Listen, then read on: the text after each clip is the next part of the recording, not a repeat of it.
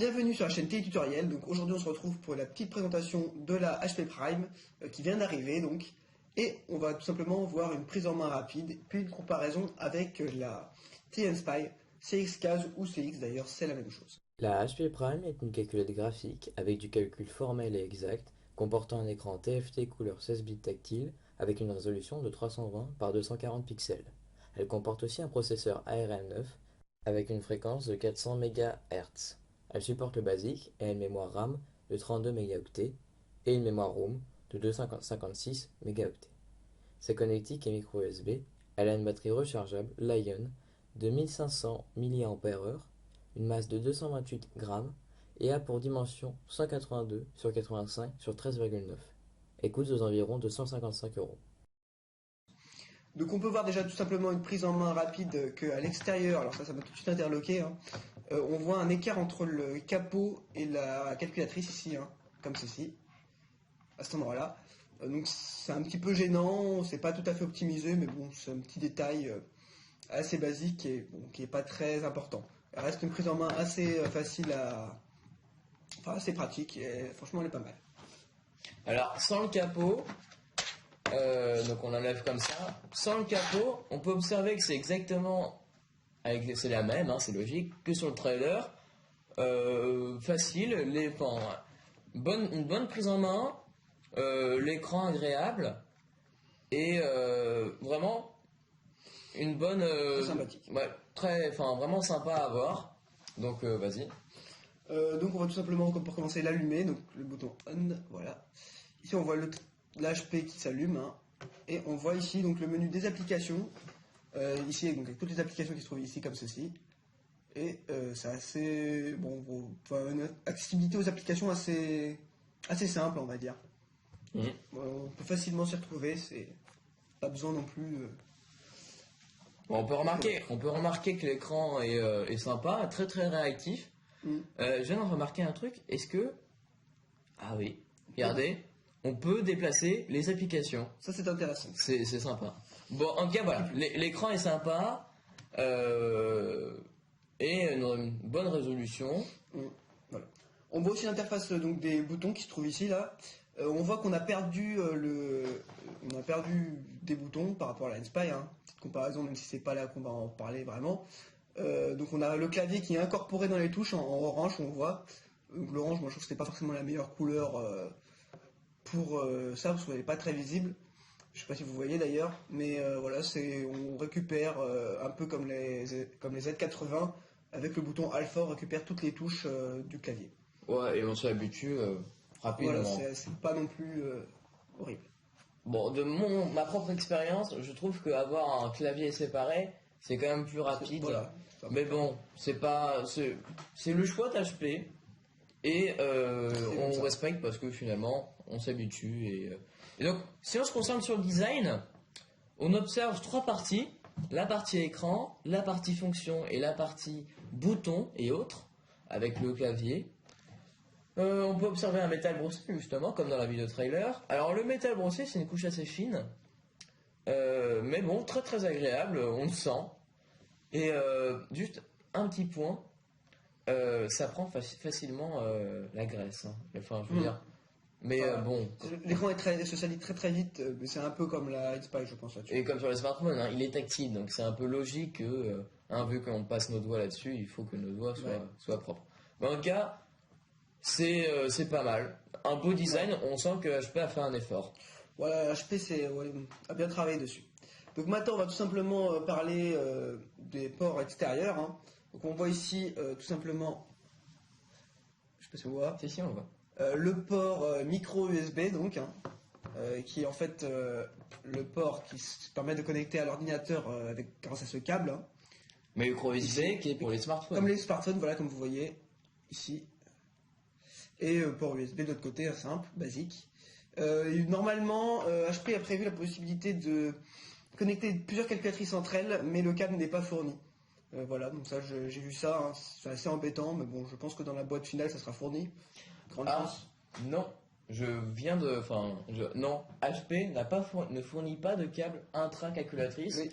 j'ai lu des articles, donc les gars qui utilisent des calculateurs HP avaient ça dans les anciens modèles, et HP a préféré enlever ça et faire que ce soit l'ordinateur qui règle justement ses connexions intra-calculatrices. C'est pas une très bonne idée, enfin, on comprend pas très bien.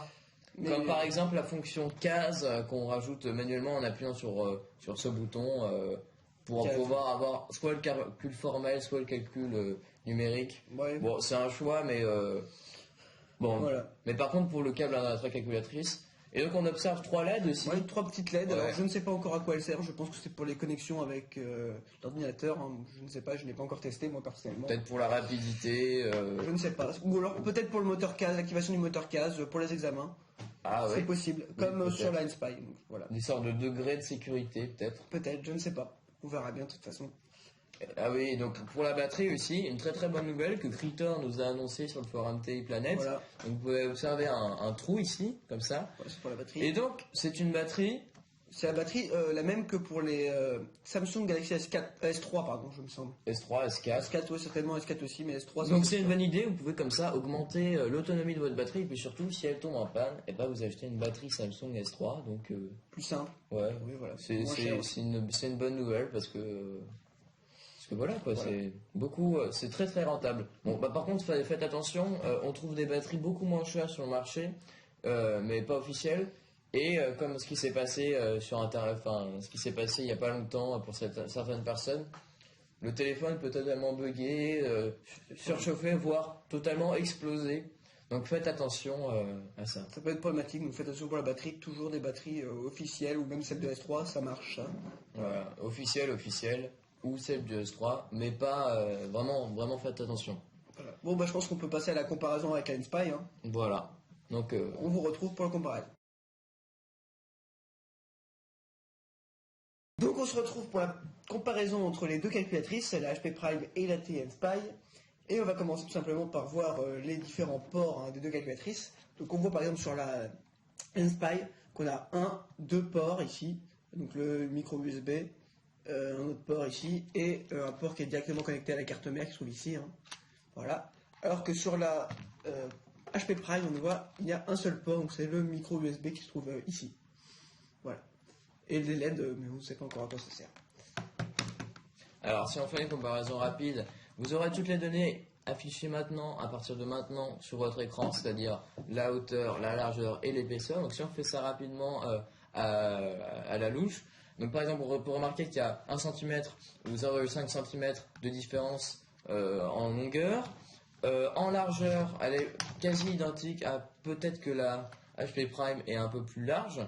En épaisseur, c'est quasi identique. Peut-être que la Inspire a une épaisseur un peu plus grosse. À vous d'en juger. Et alors, on peut remarquer qu'avec les capots, à toi de le faire avec les capots. Donc on voit ici qu'on a un petit trou entre le capot et la calculatrice sur la HP Prime, alors que ici c'est complètement collé, hein, il n'y a aucun espace. D'ailleurs, ça engendre des frottements qui abîment un peu la calculatrice, hein, c'est un petit peu gênant. Donc voilà. On voit ici aussi que sur la... Ici on a un trou ici sur la Inspire, mais il n'existe pas sur la... Enfin, en tout cas il est moins prononcé sur la HP Prime, aussi ce qui joue sur l'épaisseur des deux calculatrices. Sans capot, alors si on enlève les capots des deux calculatrices, la prise en main est toujours excellente sur les deux calculatrices. Question par contre, maintenant question de poids. La Inspire est plus lourde, mais la différence est beaucoup moins notable.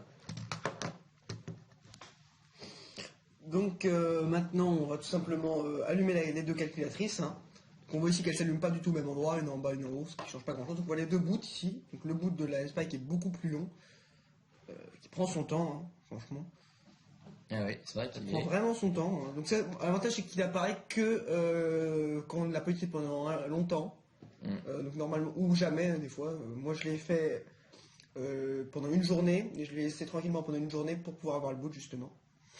Donc, mais normalement vous ne l'aurez pas. Alors que la HP Prime n'a pas ce problème, elle s'allume très rapidement, parce qu'elle est aussi plus performante. Donc on voit encore plus long. Hein. Oui, ça change encore. C'est vraiment très long sur la Inspire. Hein. Vraiment que la HP Prime là c'est vraiment un bonus. Voilà, donc petit à petit ça s'allume. Hein. Voilà, ça y est, l'écran est apparu. Ça a été très très long. Alors pour les écrans, on peut remarquer que la résolution est plus grande sur la HP Prime. Regardez, tac. Bon, ce qui est un peu chiant, c'est que c'est tactile, donc c'est vachement réactif. Mais la résolution est plus grande. Si on regarde comme ça, tac, on voit les pixels assez facilement, alors qu'à la même distance, on les voit beaucoup moins facilement. C'est beaucoup plus agréable d'avoir une calculatrice avec un bel écran. Ça, je pense que tu es d'accord avec moi. Et plus grand aussi. Oui, il est un peu plus grand, en effet. Plus grand, même ça se voit largement. Donc maintenant on va parler tout simplement des boutons du clavier, de l'interface ici, qui se trouve ici. Hein. Donc on voit ici qu'on a, bon, les plus, quand on regarde un décalage ici, c'est quand même dû au clavier, hein, qui en plus sur l'Inspire qui est un bonus, moi je trouve personnellement, je sais pas ce que t'en penses. Hein. Si, je suis d'accord. Donc voilà, donc le clavier est ici, alors que comme on en a déjà parlé, c'est avec les touches alpha plus une touche En orange. en orange ici, donc les petites lettres sont marquées ici. Voilà, c'est pour gagner de la place. Je ne sais pas si c'est un bon ou une mauvaise chose, on verra bien. Pour la rapidité, en tout cas, ce qui est sûr, c'est que sur la Raspberry, si on a l'habitude, c'est plus Et rapide. surtout, j'ai même regardé un petit peu, mais l'accès aux touches est plus compliqué que sur les Z80, parce qu'on a aussi les touches en minuscules ou majuscules, comme sur l'Inspire, mais du coup, c'est plus chiant à gérer, je trouve, sur la... C'est pas très bien géré, je trouve, sur la HP Prime, personnellement. C'est avec Shift? Non, c'est avec ouais, Shift, Alpha, mais il faut jouer entre les deux touches. J'ai pas encore bien compris les combines, mais ça, c'est compliqué, ça, je peux vous le dire. Est-ce qu'il y a un verrou Shift comme sur les 780? Oui, un verrou Shift, je l'ai obtenu, mais je sais Alpha plus comment Shift j'ai fait. Non, c'est Alpha Shift, Alpha, je sais pas quoi, c'est assez compliqué. Parce que Shift Alpha, ça donne les touches à l'infini. Enfin, on peut faire plusieurs touches à la fois. Et donc, c'est un peu compliqué à obtenir. C'est pas très très bien géré, je trouve. Enfin, en tout cas, on vient de la déballer, on sait pas très bien l'utiliser. Voilà. Mais en tout cas, voilà. Alors, si on parle de design, ça va être un peu pareil. Donc, on remarque 3 parties, les boutons, les fonctions et l'écran. Exactement la même chose que sur la Inspire, qui est beaucoup plus vieille que la HP Prime. On peut remarquer que HP s'est inspiré fortement de cette calculatrice. Logique, hein, elle fait partie, c'est sa calculatrice concurrente. Donc les deux sont très très jolis. Après chacun ses goûts. Moi j'aime bien les deux. Et donc vas-y, à toi. Donc on va tout simplement voir l'interface des applications et des classeurs. Donc celle-là, elle s'est éteinte en plus, elle. On l'a rallumée, donc cette fois elle s'allume immédiatement, sans problème. Et donc on voit ici qu'on a des classeurs sur la TN-Spike qui se obtiennent comme ça, un petit peu encore long, petite attente vraiment assez longue. On récupère les classeurs ici. Alors que sur la HP Prime, on a tout simplement des applications qui sont directement obtenables sur le menu application, soit au démarrage, soit en appuyant sur la touche Apps qui se trouve ici. Voilà ici, et on a toutes les applications qui sont très rapidement obtenables en fait. Ouais, c'est pas mal. Et pour les programmes, c'est avec la touche programme qui se trouve ici. Alors que sur la Inspire, par contre, c'est directement sur la Prime. Sur la Inspire, donc c'est directement accessible ici. Donc maintenant, on va parler d'un petit détail qui m'a tout de suite fait plaisir sur la HP Prime. Hein. C'est l'heure qui est disponible ici, donc voilà. Regardez. Tac. On remarque l'heure ici. Et c'est une bonne nouvelle, hein, vas-y, à toi. Très bonne nouvelle, voilà, l'heure en plus, c'est un petit bonus qu'on pouvait avoir donc avec Endless sur la T-Inspire, mais voilà, c'est un petit bonus. Bon. Bah, c'est de base, quoi, et surtout on a la date, on a l'heure, c'est assez pratique pour les contrôles. C'est pratique, je trouve, voilà. Après, c'est un petit bonus, c'est tout. Ouais. Et donc, si on parle rapidement, sur la Inspire, on a le touchpad, c'est-à-dire la sorte de bouton tactile. Ouais, un peu comme les BlackBerry, on va dire. Ouais, c'est ça. J'ai exactement pensé à ça, et donc ça permet de ne pas avoir un écran tactile. Bon, la réactivité est plutôt pas mal, mais bon, c'est un peu plus galère, c'est logique qu'avoir un écran tactile directement. Alors, sur la Inspire, on a seulement un bouton en rond comme ça, donc qui gère les directions, mais aussi un écran tactile, donc va savoir ce qui est mieux.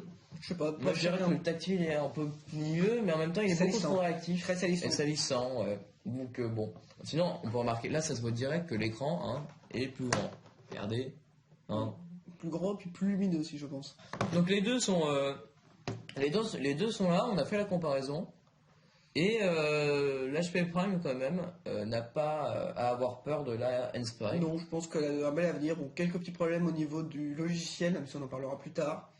du logiciel qui sont deux logiciels en fait, et qui sont quelques petits problèmes qui sont mal faits. Ah oui, c'est vrai que un bon point quand même pour Texas Instruments, c'est que leur logiciel est très très bien Très bien foutu. fait, On a et l'émulation et les transferts. Vous pourrez voir ça de toute façon sur la vidéo, apprendre à se servir du programme TID Spy. Voilà, exactement. Alors que sur la HP, pour HP, on a deux logiciels. Donc voilà. Donc voilà. Donc abonnez-vous à la chaîne Tutorial pour plus de vidéos. Ça nous ferait extrêmement plaisir et surtout, c'est grâce à vous que cette chaîne existe et la chaîne est pour vous. Donc aussi n'hésitez pas à visiter le site de notre partenaire TI-Planète, Voilà, venez sur le forum. le forum et le chat IRC pour poser vos questions et ils vous répondront avec plaisir. Et donc pour finir cette vidéo, petit jeu, donc c'est un petit bonus, hein, et vous devez deviner qui est Deloge et qui est Thibaut. Allez, bonne chance. Sur ce, à plus.